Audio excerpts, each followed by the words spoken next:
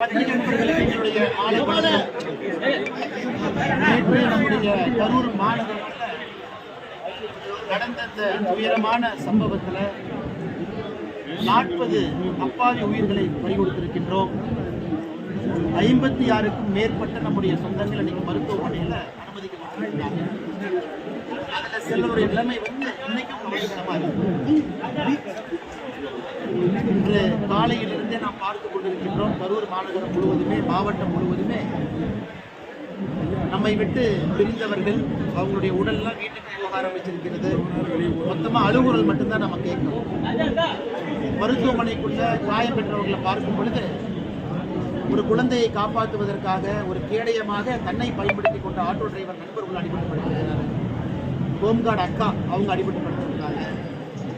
எத்தனையோ பேர் தனக்கு பிடித்த யாரோ ஒருவரை பார்க்க வேண்டும், ஒரு தலைவரை பார்க்க வேண்டும் அப்படின்னு வந்தவங்க அவங்க அடிபட்டுப்படுத்திருக்காங்க. தமிழகத்தில் இதற்கு முன்பு இதுபோல் நடந்ததில்லை, இனி நடக்கக்கூடாது என்கின்ற அளவுக்கு இந்த நிகழ்வு நம்ம எல்லோரையும் பெரும் சோகத்தில் ஆழ்த்தியிருக்கிறது. அது மட்டும் இல்லை, காயமடைந்தவங்க எல்லாமே 56 பேரும் பத்திரமாக வீட்டுக்கு போக வேண்டும் என்பது ஆண்டவன் எங்களுடைய வேண்டுதல். அதே நேரத்தில் இறந்து போன உயிர்கள் திரும்ப வரப்போறதில்லை. அவர்களுக்கு நாம் எல்லோரும் துணை இருக்க வேண்டும். அரசாக இருந்தாலும் சரி, சம்பந்தப்பட்ட கட்சிகளாக இருந்தாலும் சரி, இறந்து போன ஆத்மாவிற்கு, குடும்பத்தினருக்கு உறுதுணையாக இருக்க வேண்டும் என்பது எங்களுடைய கோரிக்கை. அதனால்தான் தமிழக பாரதிய ஜனதா கட்சி, நம்முடைய கரூர் மாவட்ட பாரதிய ஜனதா கட்சியினுடைய தலைவர்கள், தொண்டர்கள் எல்லாரும் சேர்ந்து ஒரு முடிவு எடுத்திருக்கிறோம். மாநில தலைவர் அண்ணன் நயினார் நாகேந்திரன் அவங்களுக்கு நான் தொலைபேசி மூலமாக தான் சொன்னேன். இறந்து போன ஒரு குடும்பத்திற்கும் ஆறுதலாக கரூர் மாவட்ட பாரதிய ஜனதா கட்சி 1 லட்சம் ரூபாய் அவர்களுக்கு ஆறுதலாக ஒரு தொகையை அடுத்த ஒரு 10 நாளுக்குள்ள அவங்களுடைய இல்லத்திற்கு சென்று அளிக்க வேண்டும் என்கின்ற முடிவெடுத்திருக்கிறோம்.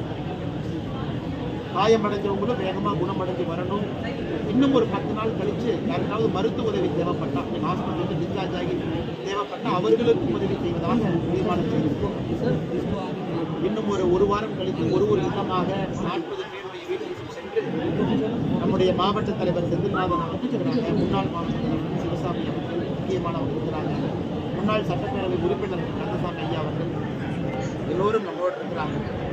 அவங்க எல்லோரும் ஒரு வீட்டுக்கும் போய் அவங்களை வந்து ஆறுதல் சொல்லியிருக்கின்றோம், காசோலையை வளர்த்திருக்கின்றோம்.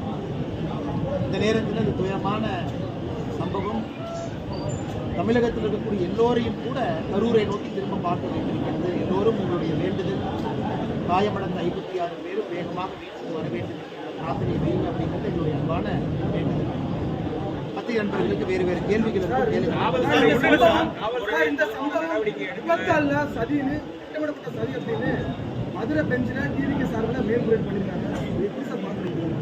அண்ணா, நேற்று கரூரில் இந்த சம்பவம் நடந்ததற்கு இன்னைக்கு 24 மணி நேரம் கழிச்சு நம்ம பேசுறோம். 24 மணி நேரம் அனலைஸ் பண்ணதுக்கு அப்புறம் நம்ம பேசுறோம்.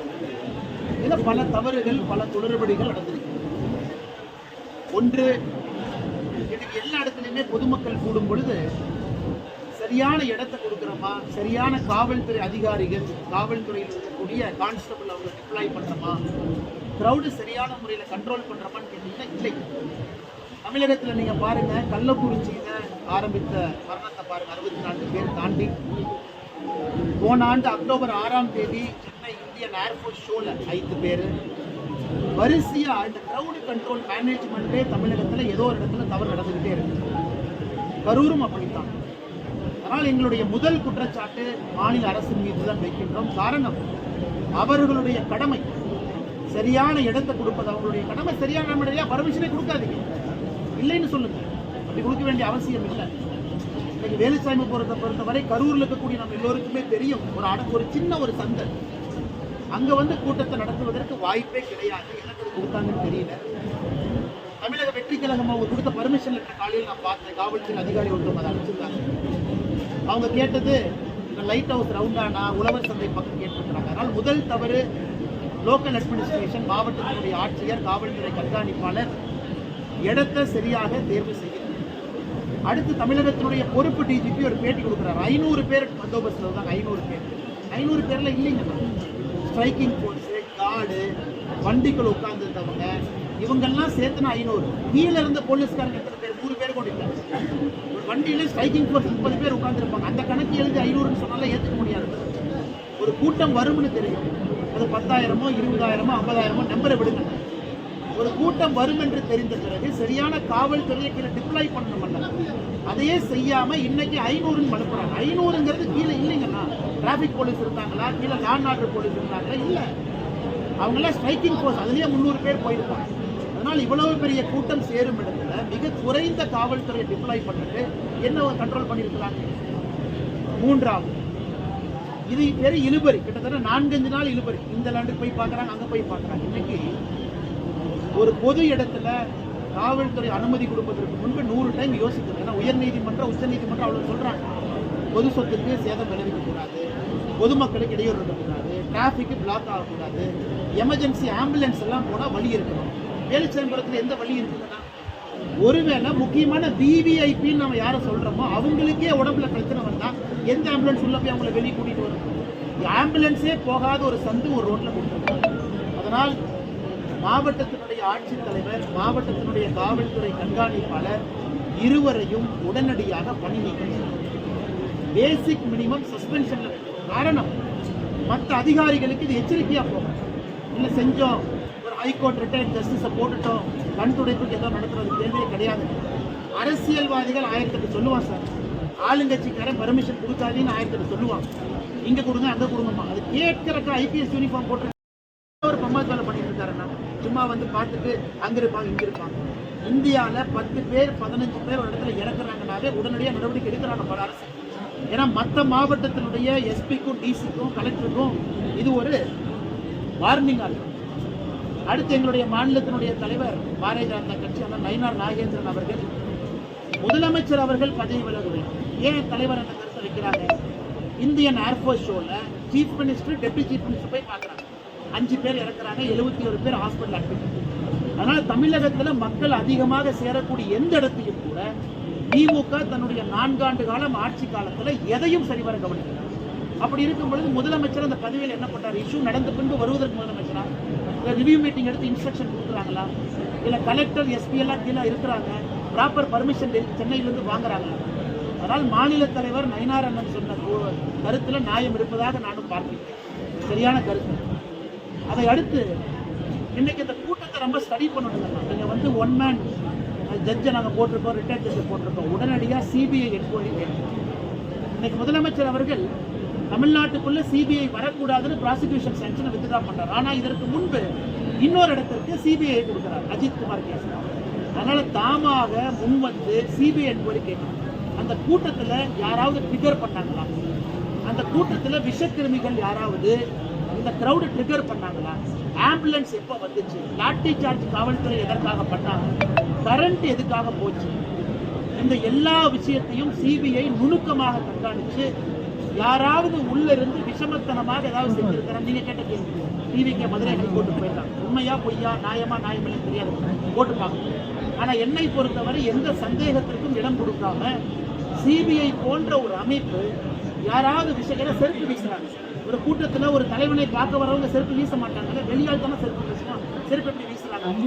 ஏன் கரண்ட் கட்டாச்சு? இதெல்லாம் கூட சிபிஐ பண்ணி ஒரு என்கொயரி பண்ணி முதலும் கடைசியுமாக தமிழ்நாட்டில் வேலை. கடைசியாக எங்களுடைய குற்றச்சாட்டு திரு விஜய் அவர்கள், ஒரு நடிகர் கரூருக்கு, பெரம்பலூருக்கு, திருவாரூருக்குலாம் வர்றீங்கன்னா கூட்டம் பார்க்க வருவாங்க. எல்லாம் கிராமத்து பகுதியில் மக்கள் வருவாங்க. ஒரு சினிமா ஸ்டாரை பார்க்க கிராமத்திலிருந்து மக்கள் வரத்தான் செய்வாங்க. அதுவும் நீங்க மொத்த கரூர் மாவட்டத்துக்கே சேர்த்து ஒரே ஒரு பாயிண்ட் வைக்கும் பொழுது மக்கள் எல்லோரும் வரத்தான் செய்வாங்க. குழந்தை குட்டி கூட்டிட்டு வருவாங்க. அது வீட்டே வரந்த குழந்தை கூட்டிட்டு வர மாட்டாங்க. திங்கக்கிழமையோ செவ்வாய்க்கிழமையோ புதன்கிழமையோ குழந்தை டியூஷனுக்கு போக படிக்கும். நீங்க வீக்கெண்ட்ல சனிக்கிழமை வச்சா குழந்தை எடுத்துட்டு தான் மக்கள் வர செய்வாங்க. ஏன்னா ஒரு தூண்டுதல் பார்ப்போமே, ஒரு கூட்டத்தை குழந்தை காட்டுவோமே, ஒரு தலைவனை காட்டுவோமே, சினிமா ஸ்டார் காட்டுவோம். அதனால் விஜய் அவர்களை போன்றவர்கள் இதெல்லாம் யோசிக்கணும், இதெல்லாம் யோசிச்சு வைக்கணும். அவர் யாருமே எந்த ஒரு தலைவரும் என்னுடைய கூட்டத்தில் யாராச்சும் இறக்கணும்னு யாரும் வரமாட்டாங்க. விஜய்க்கும் அது போன்ற மனப்பான்மை கிடையாது. அவரும் மக்களை பார்க்கணும்னு ஆசையோட தான் வந்திருக்கணும், மக்களும் அவரை பார்க்கணும்னு ஆசையோட வந்திருக்கணும். அப்படி இருக்கும்பொழுது ஒரு தலைவனுடைய கடமை, நாம போறனால யாருக்காச்சும் உபத்திரம் ஆகுதா? நம்மகிட்ட அந்த அளவுக்கு லீடர்ஷிப் டீம் இருக்காங்களா? பாரதிய ஜனதா கட்சியோ வேற ஒரு கட்சி எடுத்துக்கிட்டீங்கன்னா ஒரு லீடர்ஷிப் டீம் இருப்பாங்க, செகண்ட் லெவல் லீடர்ஸ் இருக்காங்க. இன்னைக்கு தமிழக வெற்றி கழகத்தை பொறுத்தவரை இப்பதான் தலைவர்கள் வர்றாங்க, செகண்ட் லெவல் லீடர்ஷிப் டெவலப் ஆகும். அப்படி இருக்கும் பொழுது யாரை கண்ட்ரோல் பண்ணுவாங்க, யாரை போய் தடுத்து நிறுத்துவாங்க, இதையெல்லாம் விஜய் அவர்கள் உணரும். ஆனால் இப்ப இருந்து அவர் போகக்கூடிய எல்லா கூட்டத்தையும் மாற்றம், இந்த வீக்கெண்டு கான்செப்டை வெளியே வாங்க. ஏற்கனவே நம்ம சொன்னோம், இல்ல மக்களுக்கு உபத்திரம் கொடுக்கக்கூடாதுக்காக வீக்கெண்ட்ல போறோம். என்ன நாயங்க, வீக்கெண்ட்ல போனா தான் கூட்டம் வரும், வீக்கெண்ட்ல போனா தான் குழந்தைங்க வருவாங்க, வீக்கெண்ட்ல போனா தான் பெண்கள் வருவாங்க. எதற்காக இத்தனை குழந்தைகள், 10க்கும் மேற்பட்ட குழந்தைகள் எதற்காக இறந்திருக்கிறாங்க? வீக்கெண்ட்ல கூட்டம் பிரச்சனால. அதனால நான் விஜய் அவர்கள் மீது நேரடியாக குற்றச்சாட்டு சொல்லிங்க. இதெல்லாம் உட்காந்து ஆராய்ந்து வீக்கெண்டில் ஒரு போன்ற ஒரு மாநாடு தேவையா, ஒரு மாவட்டத்திற்கு ஒரு பாயிண்ட் மட்டும் தேவையான ஆலோசனை. ஏன்னா 2ஆம் கட்ட தலைவர்கள் உருவாகும் வரை இந்த பிரச்சனை ஒரு கட்சிக்கு வரத்தான் செய்யும். அதனால் நிச்சயமாக விஜய் அவர்கள் இதை பரிசீலித்து நடவடிக்கை எடுப்பார்கள் என்ற நம்பிக்கை இருக்கு. அதே நேரத்தில் நம்ம எல்லா ஒரு விஷயத்தை புரிஞ்சுக்கணும். விஜய் மேல குற்றம் சாட்டுறோம், விஜய் தான் அக்யூஸ். யாருன்னா அரசு இங்கே பொறுத்தவரை தரகர வேலை செய்யும். விஜய் அவர்களுக்கு அனுமதி கொடுக்கணும், வர்ற மக்களுக்கும் பாதுகாக்கணும். அந்த வேலையை அரசு செய்யல. விஜய் அவர்களுக்கும் சரியான முறையில் அனுமதி இல்லை, வந்த மக்களுக்கும் சரியான முறையில் பாதுகாப்பு கொடுக்கல. அரசை பொறுத்தவரை 2 இடத்திலும் தோற்றிருக்கிறாங்க. ஒருதலை பட்சமாக பாரபட்சமாக எதிர்கட்சிகள் நடந்துக்கிறாங்க, ஒருதலை பட்சமாக பாரபட்சமாக சாமானிய மனிதர்கள் நடந்துக்கிறாங்க. அதனால் அரசு வெற்றி தலைகுனியணும். மாவட்ட ஆட்சியர் மீதும் மாவட்ட காவல்துறை கண்காணிப்பாளர் மீதும் கடும் நடவடிக்கை எடுக்கும். சும்மா நீங்க சப் இன்ஸ்பெக்டர் பொறுத்தவரை இன்னைக்கு அவர் பெரும் வருத்தத்தில் இருப்பார். அதனால் எல்லோரும் சேர்ந்து அவர் யாரும் கார்னர் பண்ண வேண்டாம். இதிலிருந்து மீண்டு வரணும். தலைவன் இதை தாண்டி தான் வரணும். எல்லா மக்களுக்கும் ஆறுதலாக விஜய் நிற்க ஆரம்பித்திருக்கிறார்கள், நிற்பார்கள் நம்பிக்கை இருக்கு. 3வது தன்னுடைய பயணத்தினுடைய வடிவமை மாற்றணும். இந்த வீக்கெண்டு சனிக்கிழமை குழந்தைங்க வரதை அவாய்ட் பண்ணணும். அதே போல கடைசியா பெற்றோர்கள், ஏன்னா நாம் ஒரு வளர்ந்த மாநிலம், இது நேரடியாக நான் உங்கள்கிட்ட சொல்றேன், நானும் வயிறெறிஞ்சு சொல்றேன், நாம் ஒரு வளர்ந்த மாநிலம். இந்தியாவில் நம்பர் 2வது இடத்துல இருக்கிற மகாராஷ்டிரா, படித்தவர்கள் அதிகமாக இருக்கக்கூடிய மாநிலம். நம்ம நடவடிக்கை அப்படியாக இருக்கு. விஜய் கார்ல போகும்போது பைக்ல 100 பேர் போறாங்க, சொத்தை பாக்குறாங்க. என்னன்னா உங்க அப்பா அம்மாவுக்கு ஒரு குழந்தை நீங்க தான், இறந்து போன 40 பேர்த்துக்கு அவங்க எல்லாம் வீட்டுல தங்கம் தான். எல்லாருக்கும் கணவன் மனைவி குழந்தை தாத்தா பாட்டி எல்லோரும் யாரோ ஒருத்தர் இறந்துருக்கிறாங்க. அதனால எதற்காக இப்படி ஒரு மேல தொங்குறது, கோயில் மேல நிக்கிறது, மசூதி மேல நிக்கிறது, சர்ச்சு மேல நிக்கிறது, டிரான்ஸ்ஃபார்மா மேல நிக்கிறது, எதுக்கு அப்படி? உங்களுடைய தலைவனை பார்க்கணுமா, ஆனந்தமா பாருங்க, டிவியில பாருங்க, பாதுகாப்பா பாருங்க, கை தட்டுங்க, ரசிங்க, எல்லாம் பண்ணுங்க. உங்களுக்கு அங்கே பாதுகாப்பு இல்லைன்னு தெரிஞ்சதுக்கு அப்புறம் ஏன் போய் அடையிறீங்க? இன்னைக்கு 1 ஸ்கொயர் மீட்டரை பொறுத்த வரைக்கும் 2 பேர் தாங்க நிற்கலாம். 2 பேர் என்னதான் பாதுகாப்பு? 1 ஸ்கொயர் மீட்டர். இப்போ 100 ஸ்கொயர் மீட்டர்னா 1076 ஸ்கொயர் மீட்டர். எத்தனை பேர் நிற்கிறாங்க? 1 ஸ்கொயர் மீட்டருக்குள்ள 5 பேர் நின்னா நடக்காம என்ன ஆகும்? அதனால் யாரின் மீது குறை சொன்னாலும், அரசு, எஸ்பி, டிசி, விஜய் அவங்க இவங்கன்னு யாரு மேல சொன்னாலும், கூட்டத்துக்கு வருகின்ற ஒருத்தரும் யோசிக்கணும். உங்க குடும்பத்துக்கு நீங்க மட்டும்தான். உங்களை இழந்துட்டா அவங்களுக்கு அந்த லைஃப் டைம் போச்சு. ஆனால் நீங்க தயவு செஞ்சு யாரை வேணாலும் போய் பாருங்க, டிவியில பாக்குறவங்கள பாருங்க, யூடியூப்ல பாக்குறவங்கள பாருங்க, தூரத்துல இருந்து பாருங்க. அங்க போனதுக்கு அப்புறம் பாதுகாப்பு இல்லைன்னு தெரிஞ்சதுக்கு அப்புறம் ஏன் உள்ள போறீங்க? எதுக்காக பைக்ல துரத்துறீங்க? என்ன நீங்க கீழே விழுந்தா யாருக்கு பிரச்சனை? மற்றவங்களுக்கு 10 லட்சத்துல ஒருத்தர் நீங்க, ஆனா உங்க அப்பாவுக்கு நீங்க மட்டும்தான், அம்மாவுக்கு நீங்க மட்டும்தான். அதனால அந்த இளைஞர்கள், பெண்கள், குழந்தைகளுக்கு நான் ரொம்ப மன கஷ்டத்துல சொல்றேன், தயவு செஞ்சு இது போன்ற ஒரு சூழ்நிலையை ஏற்படுத்தாதீங்க. கூட்டமா இருக்கிற இடத்துக்கு போகாதீங்க. அரசியல் கட்சி, பாரதிய ஜனதா கட்சி, நாங்களும் மாநாடு போடுறோம், பாதுகாப்பா இருக்கு, விஸ்தாரமா இருக்கு, அங்க போய் நிக்கலாம்னா வாங்க, வராது. டிவியில பாருங்க, தொலைபேசியில கேளுங்க, நியூஸ் பேப்பரை படிங்க. என்னுடைய அன்பான வேண்டுகோள், இது முதலும் கடைசியுமா தமிழ்நாட்டில் இதுதான் இருக்கணும். இதுக்கு மேல ஒரு அரசியல் மாநாட்டில் ஒருத்தர் இறந்தாங்கன்னா நம்ம எல்லாரும் சேர்ந்து தலை கொடுத்து நிற்கணும். தூத்துக்குடி துப்பாக்கி சூடு 5 மணி நேரம் 6 மணி நேரம் லேட்டா ஒரு தலைவர் வராரு, 9 மணிக்கு ஒரு இடத்துல சொல்றாங்க, நாமக்கலுக்கு 2:30 மணிக்கு தான் வராரு, சென்னையில 9 மணிக்கு தான் கிளம்புறாரு சொல்லிட்டு 7 மணிக்கு வராரு. நான் அந்த தமிழக வெற்றி கழகத்தினுடைய அனுமதி கடிதத்தை பார்த்தேன். அவங்க போட்டிருக்கிற நேரம் வந்து கரூரை பொறுத்தவரை 3 மணியிலிருந்து இரவு 10 மணி வரை அப்படின்னு அனுமதி கடிதம் கொடுத்துருக்காங்க. அப்படி இருக்கும் பொழுது எல்லோருக்குமே தெரியும் 3 மணிக்கு விஜய் வரப்போறது. 3 மணியிலிருந்து 10 மணினா 8 மணி 9 மணிக்கு தான் வருவாங்க. காவல்துறை எதற்காக லாங் டியூரேஷன் கொடுக்குறீங்க? இன்னைக்கு விஜய் அவங்க லேட்டா வந்தாங்கிறது முக்கியம் கிடையாது. அனுமதி கடிதத்திலேயே 3லிருந்து 10 வரையும் இருக்கு. அப்படின்னா விஜய் 3 மணிக்கு வரலாம், விஜய் அவர்கள் 10 மணிக்கு வரலாம். நம்ம விஜய் குற்றம் சொல்ல முடியாது. காரணம் அனுமதி கடிதம் அந்த நேரம். காவல்துறை எதுக்கு 7 மணி நேரம் கொடுக்குறீங்க? ரோட் ஷோ வர்றாங்க, பார்க்குறாங்க, போகிறாங்க. 2 மணி நேரம் கொடுங்க, ரெஸ்ட்ரிக்ட் பண்ணுங்க. 2 மணி நேரத்தில் தலைவர் வரலையா, போக விடாதீங்க. 144 எத்தனை சிஆர்பிசியில் இருக்கு, பயன்படுத்துங்க. அதனால் இதை பொறுத்தவரை விஜய் தாமதமாக வந்தார் அப்படிங்கிற கருத்தை நான் ஏற்றுக்க மாட்டேன்னா காரணம், அனுமதி கொடுத்த கடிதத்தில் 3 மணிலிருந்து 10 மணி வரை காவல்துறை எது கொடுத்தீங்க. இரண்டாவது, இன்னைக்கு முதல்ல விஜய் அவர்கள் 3 மாவட்டத்துக்கு போனோம், இன்னைக்கு 2 மாவட்டமாக மாற்றிருக்காங்க. மாவட்டம்னா ஜென்ரலாக சாயந்தரம் தான் வருவாங்க. அதனால் நான் ஏற்கனவே சொன்னது போல பயணத்தினுடைய வடிவமைப்பில் கோளாறு. சனிக்கிழமை வேண்டாம், பண்ணாதீங்க. குழந்தைங்க வருவாங்க, வேண்டானாலும் குழந்தைங்க எட்டி பார்ப்பாங்க. ஒரு சின்ன குழந்தை எட்டி பார்க்கறது, ஒரு சரி விஜயை பார்ப்போம், ஒரு தலைவரை பார்ப்போம், ஒரு ஆக்டரை பார்ப்போம். நீங்க எதுக்கு அனுமதி கொடுக்குறீங்க? பண்ணாதீங்க. பெண்கள் வருவாங்க, வீட்டு வேலையை முடிச்சு சனிக்கிழமை வருவாங்க. ஞாயிற்றுக்கிழமை யாருக்கு வேலை இல்லை, வேலைக்கு யாரும் போக மாட்டாங்க. அதனால் விஜய் அவர்களுடைய யாத்திரையினுடைய வடிவமைப்பில் கோளாறு, அதை முதல்ல ரெக்டிஃபை பண்ணுங்க. அதுக்காக யாத்திரையை நிறுத்துறோம். ஒரு அரசியல் தலைவர் போய் தான் ஆகும். விஜய் அவர்களோ யாருமோ வேண்டும் என்று மக்கள் சாகணும்னு யாரும் விரும்பல.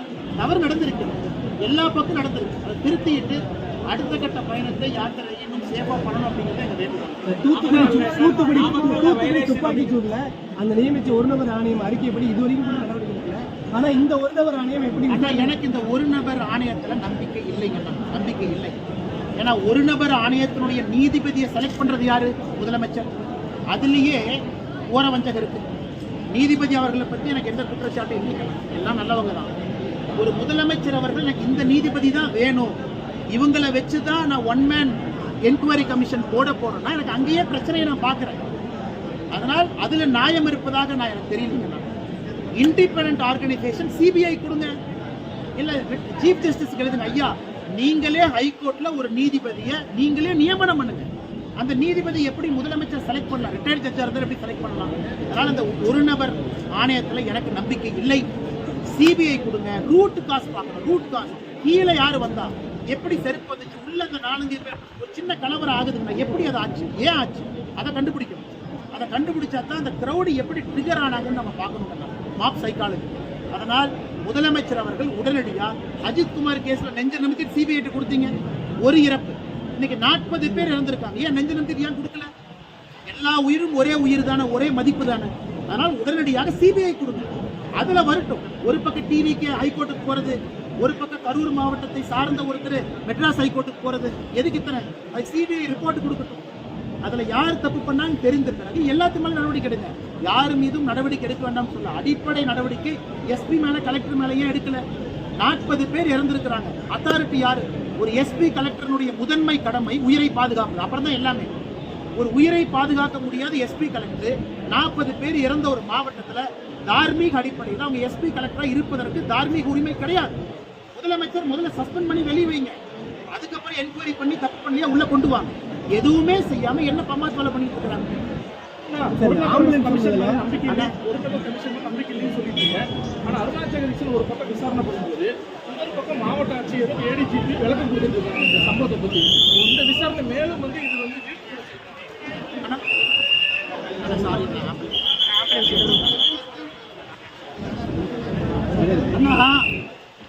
பொறுப்பு டிஜிபி அவர்களும் ஏடிஜிபி அவர்களும் தேசிய பத்திரிகையாளர் சந்திப்பு நான் கவனிச்சேன். எனக்கு அதுல நம்பிக்கையே போச்சுங்க. ஏன் போச்சுன்னா 500 பேர் டிப்ளாய் பண்ணோம். என்ன 500 டிப்ளாய் பண்ணாங்க? அவ்வளவு ஃபுட்டேஜை பார்க்குறோம். போலீஸ்காரங்களே தெரியலையே, 100 பேர் கூட இல்லையே. வண்டியில் உட்காந்துருக்கிறவங்க, டாக் ஸ்குவாட் வச்சிருக்கிறவங்க, பாம்ப் ஸ்குவாட் வச்சிருக்கிறவங்க, எஸ்பி கூட கன்மேனா வந்தவங்க, இவங்க எல்லாத்தையும் சேர்த்து தான் 500 வரும். பட் அவங்க எல்லாம் டியூட்டியில் இல்லைங்க. எங்கே ஸ்ட்ரைக்கிங் ஃபோர்ஸ் வண்டிகள் உட்காந்துருப்பாங்க, போலீஸ் வண்டி, அவங்க தானே புரிய வச்சுருக்காங்க. அதனால் அவர்கள் பம்மாத்து வேலை செய்யறாங்க. இரண்டாவது, பத்திரிகை நண்பர் ஒரு கேள்வி கேட்டீங்க, அண்ணே முதல்ல கேட்ட இடத்த கொடுக்காம ஏன் இடத்த கொடுத்தீங்க? அதுக்கு சரியான பதில் சொல்லலையே. இடத்த நீங்க கொடுத்துருக்கணும். கொடுக்கல அப்படின்னா எதிர்கட்சி தலைவர் அவருக்கு இந்த இடம் தான் கொடுத்தோம். எதிர்கட்சி தலைவர் விஜய் அவர்கள் 2 பேர் ஒரே இடத்துல பண்றாங்க. விஜய் அவர்களை பொறுத்தவரை நம்ம நல்லா புரிஞ்சுக்கணும்னா இளைஞர்கள் வர்றாங்க. எதிர்கட்சி தலைவருக்கும் பெரிய கூட்டம் கூடுது. இளைஞர் அன்கண்ட்ரோலபிள். இளைஞர் அவ்வளவு பேர் வரும்போது அந்த எனர்ஜி எங்க கண்ட்ரோல் பண்ணுவீங்கன்னா எங்க மேல நிக்கிறான், அங்க நிக்கிறான். அதனால இது எல்லாம் ஒரு காவல்துறை உணரணும். இல்லை என்பிஎல நேஷனல் போலீஸ் அகாடமியில மாப் சைக்காலஜின்னு ஒரு கோர்ஸ் இருக்கு. ஒருத்தர் 2 பேர் 5 பேர் வந்து எப்படி பிஹேவ் பண்ணுவாங்க, அதெல்லாம் படிச்சுத்தான அதிகாரி வந்திருக்கிறாங்க, படிக்காம எங்க ஐபிஎஸ்ஸா வந்திருக்கிறாங்க. அதனால் இளைஞர்கள் அதிகமாக சேரும் இடத்துல யாரு பேச்சு யாரும் கேட்க மாட்டாங்க. அதுவும் எனக்கு சமாதானம் இல்லை. மூன்றாவது, ஒரு முதலமைச்சர் அவர்கள் நேரடியாக எதிர்கொள்ளும். அதாவது ஒரு சிபிஐ என்கொயரி கேட்குறாங்கன்னா கொடுக்கணும். அதை விட்டுட்டு அவரே ஒரு ஜட்ஜை செலக்ட் பண்ணி இவங்க தான் பண்ணுவாங்க, அதுவரையும் அரசியல் பேச மாட்டேன்னு என்ன அர்த்தம்? ஒரு அரசியல் யாரும் பேசணும். முதலமைச்சர் அவங்க சரி ஒன் மேன் ஜஸ்டிஸ் அவங்க அவங்க அவங்க அவங்க பண்ணுறாங்கன்னா எந்த ஆங்கிளில் பண்ண போகிறாங்கன்னா ஃபோரன்சிக் டிபார்ட்மெண்ட் அவங்க கையில் இருக்கா? எப்படி செக் பண்ண போகிறாங்க? கண்டிப்பாக அதை ஏற்றுக்க மாட்டாங்கன்னா. நான்காவது, பொறுப்பு டிஜிபி ஏன் போட்டீங்க? ஏன் டிஜிபி போடணும்? திரும்ப அதே கேள்வி கேட்குறேன். ஒரு டிஜிபின்னு போட்டால் அத்தருக்கும் அதிகாரம் இருக்கும். பொறுப்பு டிஜிபி அவர் யார்கிட்ட பேசுகிறாரு? ஒரு டிஜிபின்னு போட்டால் தானே கண்ட்ரோல் இருக்கும். இன்னைக்கு இருக்கிற மாவட்ட கண்காணிப்பாளருக்கு தெரியும் பொறுப்பு டிஜிபி அடுத்த வாரம் மாறிடுவார். ஏன்னா யூபிஎஸ்சி லிஸ்ட்டு கொடுத்தாலே மாற்றிடுவாங்க. அப்போ பொறுப்பு டிஜிபி பேச்சுக்கு என்ன மரியாதை கிரவுண்டில் இருக்கும்? நீங்கள் டிஜிபி ஏன் போடல? Regular head of police force ஏன் போடல? அதுவும் எங்களுடைய குற்றச்சாட்டு. நான் முதலமைச்சர் நான் வேகமாக வந்தேன், நான் பேசினேன் அப்படிங்கிறதெல்லாம் கிடையாதுங்கண்ணா. சரி வர நீங்கள் கையாளல. சரி விஜய் வந்தனால நடந்துச்சுங்கிறீங்க. Indian air force aero show Vijay இங்கே வந்தாரா? ஏன் 5 பேர் இறந்தாங்க? அதுக்கு பதில் சொல்லட்டும். அன்னைக்கு முதலமைச்சர் அங்கே இருந்தீங்க, துணை முதலமைச்சர் இருந்தீங்க, 5 பேர் ஏன் இருந்தாங்க? 71 பேர் ஹாஸ்பிட்டல் அட்மிட் ஆனாங்க. விஜய் அங்கே போனாரா? உங்களுக்கு கிரௌடை கண்ட்ரோல் பண்ண தெரியல. 4 ஆண்டுகள் utter failure. Crowd management, law and order, எப்படி ரிவ்யூ மீட்டிங் எடுக்கணும், டிஜிபி எதுவுமே இல்லை, எல்லாம் ஃபெயிலியர். சும்மா வந்து விஜய் மேலே அவங்க மேலே விஜய் மேலே நான் வச்ச குற்றச்சாட்டு பயணத்தினுடைய வடிவமைப்பை மாற்றுங்க, அதான் என்னுடைய குற்றச்சாட்டு. மற்றபடி விஜய் தான் அதுக்கு காரணம். அதை ஏற்றுக்க மாட்டாங்க. விஜய் வருவதற்கும் உரிமை இருக்கு, சீமான் அவங்க வர்றதுக்கு உரிமை இருக்கு, எடப்பாடி என்ன உரிமை? ஒருத்தர் வரலாம், 1000 பேர் வரலாம், 1 லட்சம், அது மக்கள் உரிமை. வர்ற மக்கள் எப்படி தடுப்பீங்க? அதனால விஜய் அவரு தான் காரணம். அதை ஏற்றுக்கவே மாட்டாங்க. விஜய் அவர்கள் மீது இருக்கக்கூடிய தவறு அனுபவம் இல்லாத காரணத்தினால் பயணத்தினுடைய வடிவமைப்பை சரியான முறையில் அவங்க பண்ணணும். அதை பண்ணணும். கல் எறியப்படவில்லை, மின்சாரம் கட் செய்யப்படவில்லை அப்படின்னு ஏடிஜிபி சொல்லியிருக்காரு. ஆனால் மின்சாரத்தை பொறுத்த வரைக்கும் நானும் ஒரு காவல்துறை அதிகாரிக்கு பேசினேன். அந்த பசங்க எல்லாமே டிரான்ஸ்ஃபார்மர் மேலே ஏறுறாங்க அப்படிங்கிறதுக்காக சுவிட்ச் ஆஃப் பண்ணியிருக்காங்க. ப்ரிகாஷனரி மெஷர் கட் ஆகலை எனக்கு தெரிந்தவரை. அதான் நான் எல்லாத்துக்குமே மக்களுக்கு சொல்கிறேன், ஏங்க டிரான்ஸ்ஃபார்மர் மேலே ஏறுறீங்க? எதுக்குங்க கோயில் மேலே ஏறுறீங்க, சர்ச் மேலே ஏறுறீங்க? மாஸ்க் கீழே இருந்து பாருங்க, எப்படி இத்தனை பேர் இறந்துட்டாங்க. இவங்கெல்லாம் உள்ள மாட்டிக்கிட்டவங்க, வெளியும் கிரௌட் இருந்தாங்கல்ல. ஆனால் நாமும் பாதுகாப்பாக இருக்கணும், கூட வந்தவங்களும் பாதுகாப்பாக இருக்கணும். அது முதல். இரண்டாவது, விஜய் அவர்களை பொறுத்தவரை நான் ஏற்கனவே நிறைய விஷயம் சொல்லிட்டேன். நான் சனிக்கிழமை வீக்கெண்ட் எல்லாமே பேசிட்டேன். ஆனால் ஏடிஜிபி மின்சாரம் கட் செய்யப்படவில்லை என்றால் மின்சாரம் கட் ஆச்சு. ஆனால் ப்ரிகாஷனரி மெஷரில் டிஎன்இபி கட் பண்ணுறாங்க. ஏன்னா டிரான்ஸ்ஃபார்மர் மேலே ஏறுறாங்க. அடர்ந்த இடம், நெருங்கிய சந்து, எங்கேயுமே ஸ்பேஸ் போகிறக்கு ஆம்புலன்ஸ்க்கு வழி இல்லை. ஆம்புலன்ஸ் எங்கே தான் போகும்? அதனால் இதெல்லாம் உட்கார்ந்து கண்டுபிடிச்சு சரியான முறையில் இதுக்கு சொல்யூஷன் கொடுத்து இந்த 40 உயிர்களுடைய ஆத்மா நம்மளை மன்னிக்கணும்னா தமிழ்நாட்டில் இன்னொரு உயிர் போகக்கூடாது. சார், இதுவரைக்கும் 6 மாவட்டங்களில் வச்சு பிரச்சாரம் பண்ணியிருக்காரு. கரூர் மாவட்டத்தில் மட்டும் நான் பெரம்பலூரே டேஞ்சருக்குன்னா பெரம்பலூரே it was very close to danger. ஆனால் பெரம்பலூர் நல்ல வேலை எனக்கு அசம்பாவிதம் நடக்கல. நானும் டிவியை பார்த்தேன், அந்த வீடியோவை பார்த்தேன். ஓரளவுக்கு முன்னாள் காவல்துறை அதிகாரிங்கிற முறையில் பார்க்க முடியும். Perambalur was danger. அன்றைக்கி ஏதோ கடவுளுடைய இதில் தப்பிச்சாச்சு. அடுத்தது நாகப்பட்டினம் விடுங்க, வேற ஒரு திருவாரூரில் விடுங்க. நாமக்கலுடைய ரோடு வேறு, அதே இடத்துல பாரதிய ஜனதா கட்சியும் நம்ம கூட்டம் போட்டிருக்கோம். அந்த ரோட்டினுடைய தன்மை வேறு. கரூரில் வேலுச்சாமிபுரத்தினுடைய ரோடு அன்ஃபிட். இது போன்ற ஒரு கூட்டத்துக்கு அன்ஃபிட். அது 2000 பேர் 5000 பேர்த்துக்கான இடங்களாக, அது 27,000 பேர் 30,000 பேர்த்துக்கான இடம் கிடையாது. அதனால் இடம் முதல் பிரச்சனை, பாதுகாப்பு குளறுபடிகள் இரண்டாவது பிரச்சனை. விஜய் அவர்களுடைய வடிவமைப்பு தான் பிரச்சனையோ தவிர விஜய் அவர்கள் பிரச்சனை இல்லை. அவருக்கு உரிமை இருக்கு, யாரை வேண்டுமானாலும் எங்கே வேணாலும் பண்ணிப்பாங்க. Complete failure. உளவுத்துறை என்ன சாதிச்சாங்க? என்ன சாதிச்சாங்க நீங்க சொல்லுங்க. கள்ளக்குறிச்சியில் டிஎம்கே காரன் போய் விற்கிறாங்க. என்ன பிடிச்சாங்க? பிடிக்கல. அந்த யாருன்னு பேர் நாங்கள் போட்ட பண்ணல. இந்தியன் ஏர்ஃபோர்ஸ் ஷோவில் எத்தனை பேர் வர்றாங்கன்னு தெரியாதா? சரி, உளவுத்துறை அவங்க சொல்றாங்க 3 மணிலேருந்து மக்கள் சேர்றாங்க. சரி, 3 மணிக்கு உளவுத்துறை தூங்கிச்சா, 5 மணிக்கு தூங்கிச்சா, 7 மணிக்கு தூங்கிச்சா, 2000 பேர் வந்துட்டாங்க, 10,000 பேர் வந்துட்டாங்க. இன்னும் கொஞ்சம் போலீஸ் ஃபோர்ஸ் அனுப்புங்க, ஐஜி ஸ்பாட்டுக்கு போங்க. அப்போ உளவுத்துறை என்னதான் செய்யறீங்க? எல்லாம் முடிஞ்சதுக்கு அப்புறம் பேட்டி கொடுக்கறது மட்டும்தான் உளவுத்துறை டிஜிபி ஏடிஜிபியினுடைய வேலையா? உளவுத்துறை பொறுத்தவரை தமிழகத்தில் பொலிட்டிக்கல் இன்டெலிஜென்ஸ் கொடுக்குற துறையா மாறிடுச்சு. முதலமைச்சருக்கு டெய்லி காலைல 8 மணிக்கு வீட்டுக்கு போய் பொலிட்டிக்கல் இன்டெலிஜென்ஸ் பிரீஃபிங் கொடுக்கணும். அதான் தமிழக உளவுத்துறையினுடைய வேலை. அண்ணாமலை இட்லி சாப்பிட்றா, புளி சாப்பிட்றா, இதான் அவங்க வேலை. எங்கே போனால் எங்கே வந்தாங்க. இதை விட்டுட்டு ரியல் டைம் ஆக்ஷனபிள் இன்டெலிஜென்ஸ் உளவுத்துறை கொடுக்கல. அது 4 ஆண்டுகளில் திராவிட முன்னேற்ற கழக ஆட்சியினுடைய சாபக்கேடு இன்டெலிஜென்ஸ். நான் ஆங்கிலத்தில் பேசிட்டு போயிடுவேன் ஆங்கிலம்